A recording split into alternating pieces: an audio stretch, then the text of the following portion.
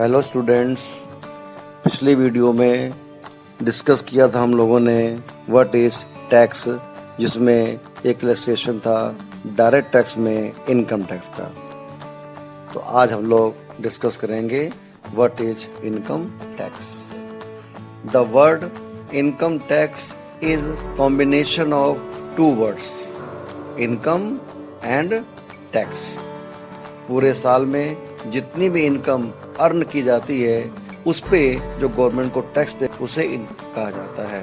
It is a direct tax impose upon the income of a person, जो किसी person की income पे tax impose किया जाता है। Income tax is computed on accrued or received net taxable income by a person during a previous year according to prescribed rates of income tax in current assessment year।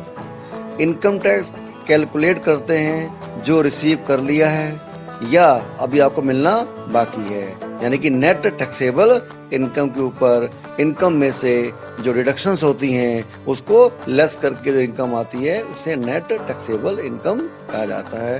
तो ये income हमारे previous year की होती है। Previous year means जिस year हम income को earn करते हैं, लेकिन इस पे टैक्स इम्पोज होता है अगले साल, जिसको हम बोलते हैं assessment year. Income tax is levied and collected by central government। Central government ही इसको लगाती है और उसको कलेक्ट करती है।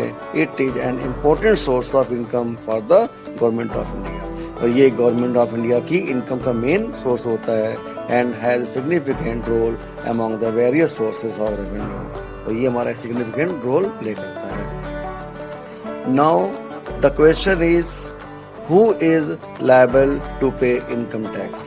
इनकम टैक्स कौन पे करता है, कौन इसके लिए लायबल है। Every person whose total income exceeds the exempted limit of income shall be liable to pay income tax. जिसकी इनकम एग्जेम्प्टेड लिमिट से ऊपर है उस पर्सन को टैक्स पे करना होता है।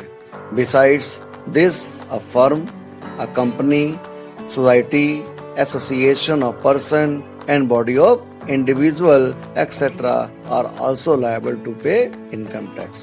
चाहे वो इंडिविजुअल हो जैसे राम, श्याम, सीता, गीता, चाहे वो फर्म हो जैसे राम एंड सन्स, या कंपनी हो लोहिया मशीनरी लिमिटेड, या कोई सोसाइटी हो, एओपी हो या फिर बीओआई हो, ये सब लोग इनकम टैक्स पे करने के लिए लायबल माने जाते हैं।